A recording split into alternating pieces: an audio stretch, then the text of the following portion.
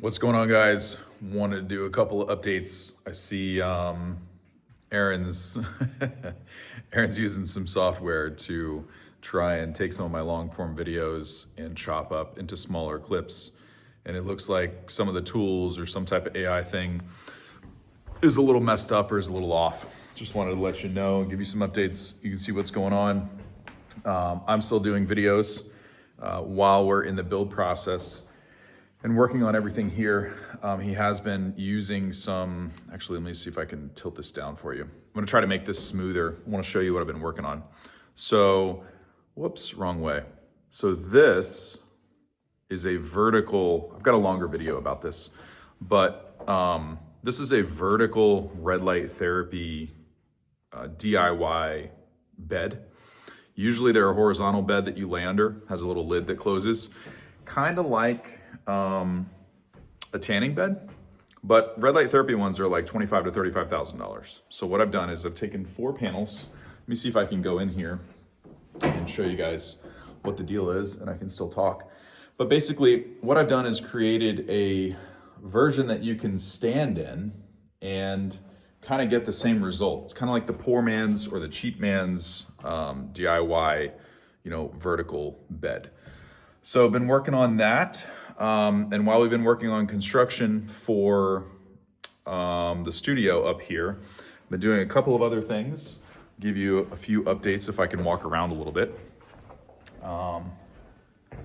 We've got quite a little view coming along here. I don't know if the camera will focus. Let me see if I can touch the screen.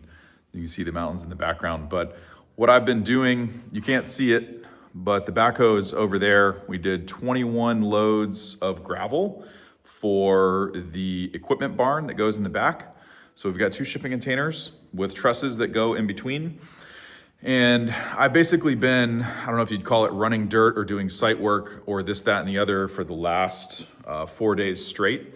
And so dump truck load after dump truck load. It's been kind of busy. Aaron's been trying to help me out with, like I say, whatever tools he uses for, I don't know.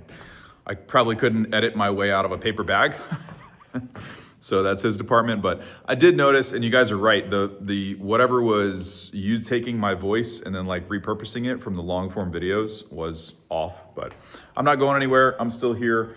Want to give you an update on what I've been doing. We have a makeshift, I should show you that too. We have a makeshift studio set up for the time being to try and record when I have a chance. And if I don't fall over the ladder. Also, I don't know if you can see it or not. So let's turn this way.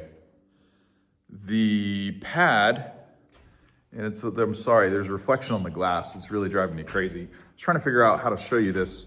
But the pad for the outdoor saunas is gonna go right there. I don't know if you can see it with the reflections. Oh, that's better through the screen.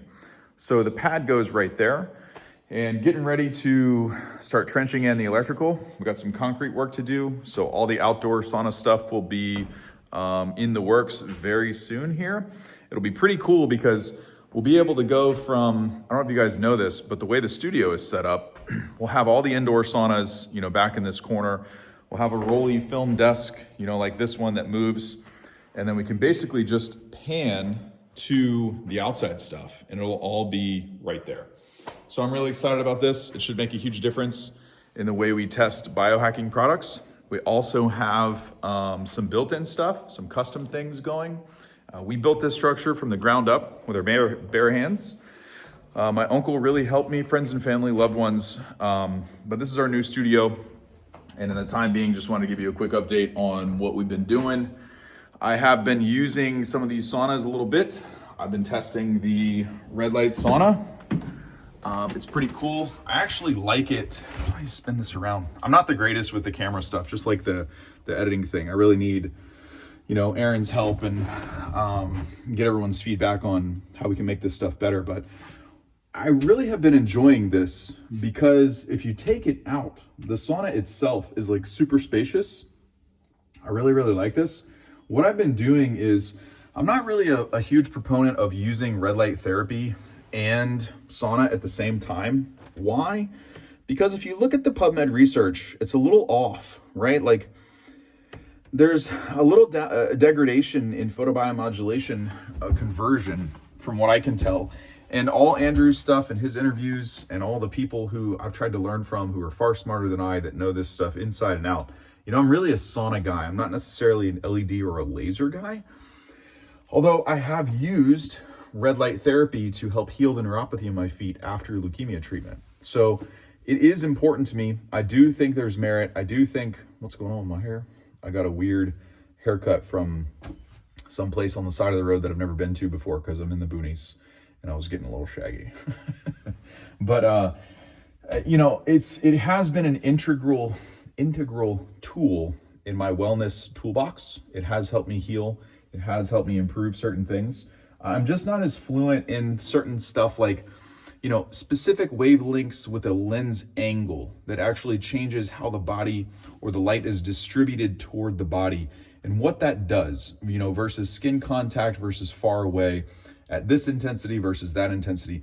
But the one thing that's really consistent to me, and Andrew pointed this out to me a long time ago, and the more and more research I do and the more and more I learn, man, as an average, right? All the PubMed studies that show the benefit of red light therapy, and there's like a gazillion of them. It's crazy because saunas, there's really not that much research. Like we're making correlative, like we can correlate improvements to specific types of sauna usage. So we come from layman terms, you know, I guess you would say seat of the pants improvements. Like we are watching hundreds or thousands of people get benefit from doing the same stuff. So it's obvious. But with red light therapy and laser therapy, LED therapy, there's a ton of actual documented research, that shows the benefit, shows how it works over and over and over and over. What I noticed throughout all of these is that an average is 28 milliwatts per centimeter squared as an intensity and a treatment, like a treatment dosage, right? And that's not for a super long time. Yeah, there's outliers. Yeah, it's like up to 40, mid 40s is probably upper limit, and that's being generous. Some of it's low, some of it's in the teens. So this idea that we need to basically like hammer ourselves with 175 milliwatts centimeter squared or try and get some panel that's 150 to 200, it poses some questions to me, right? It poses like my spidey senses are kind of going off, and it's like, okay, well, maybe if you're using it from across the room or at great distance or something like this where the application is not advisable or perfect. By perfect, I mean we have people that are in saunas other than this one, and they're waiting until the end of their sauna session to do their red light therapy.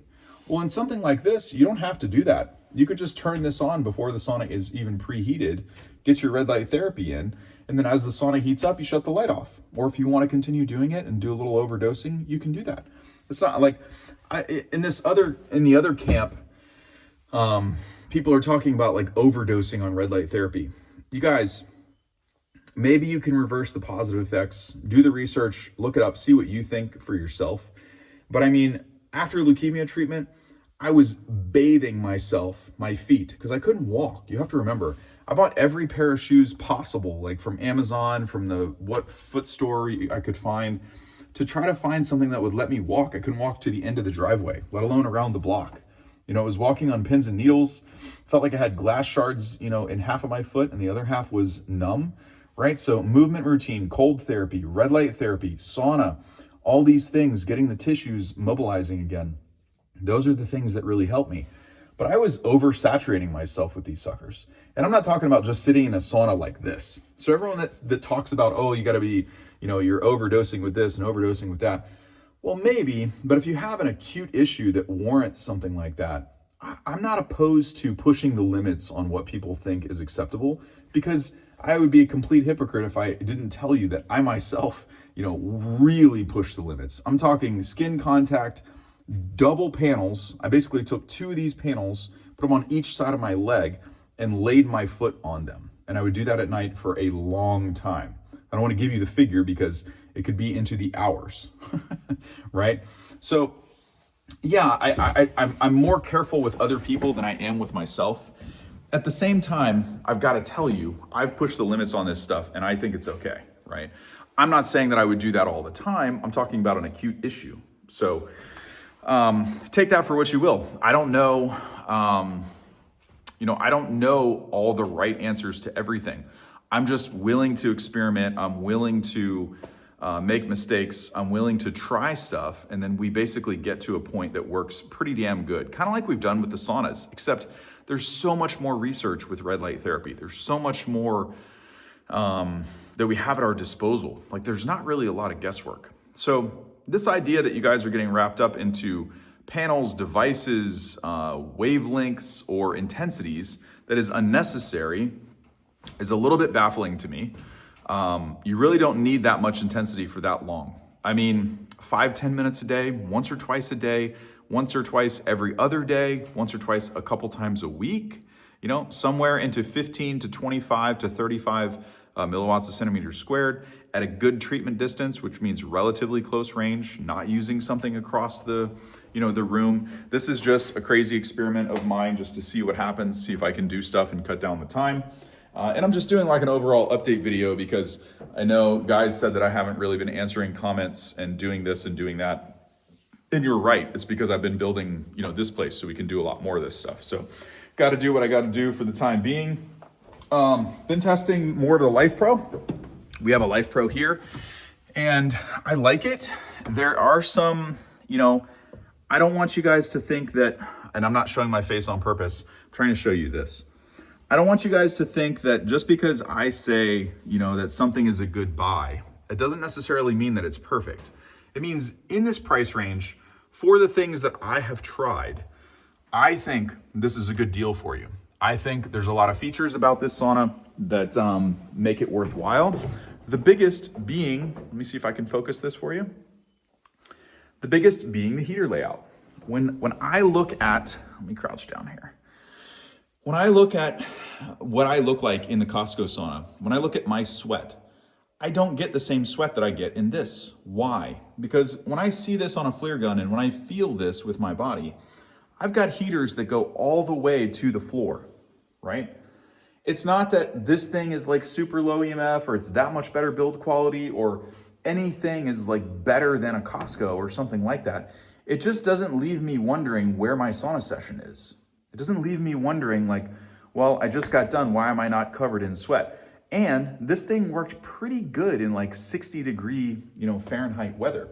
And I think out of all the saunas that I've tested, it's because of the heater layout, And I'm trying to show you that it's not like, this thing is not perfect. It has weird stuff to it too, right?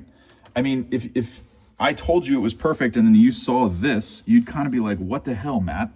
Right? Or if I told you that it was like this amazing build quality that's, better than the Costco sauna, you'd be like, what the heck are you talking about? Which it's not. These are thin too, right? It's not perfect, but it's nicer than the Costco sauna. So the EMF isn't better.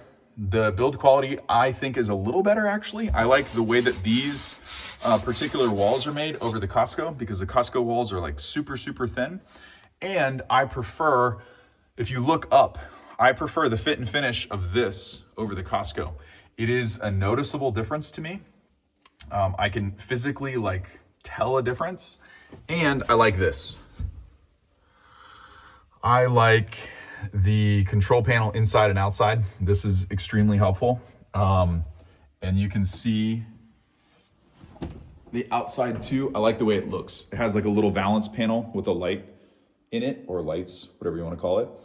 And to me, that's something that you usually get on a more expensive sauna. The way that it's designed just works better to me, but it's not perfect, you guys. I would harp on this thing exactly like I would harp on a Costco sauna or anything else. And so I don't want to give you the wrong impression. I never have wanted to do that.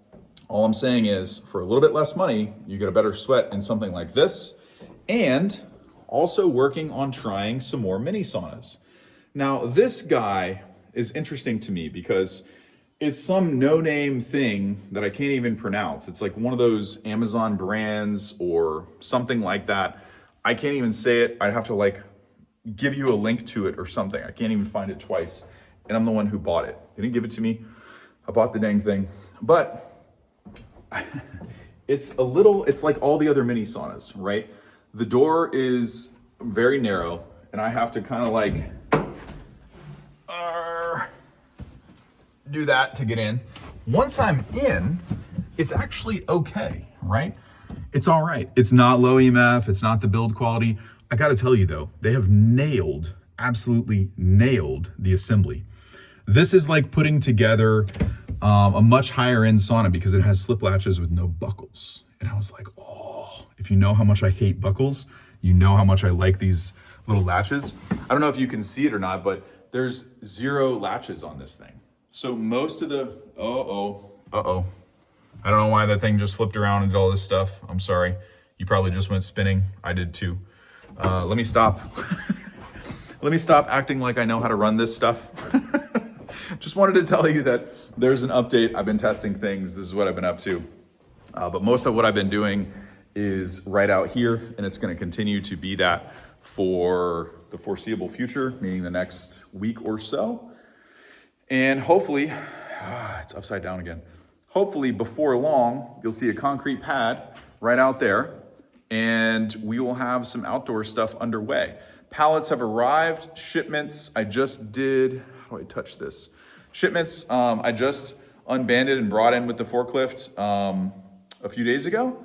So we'll be ready for setup. Obviously we have a ton of finish work and construction to do in here for the rest of the summer. And I'm back and forth from here to Florida. Also keeping up with regular work and doing all of our projects and stuff there in Central Florida too. So a little update. Hope you guys are doing well. We'll see you in the next one. And tell Aaron to clean up those clipped, cherry-picked clips that he's been putting out there. I know you guys defend him in the comments, but maybe it's time for you to see the light. We'll see you in the next one.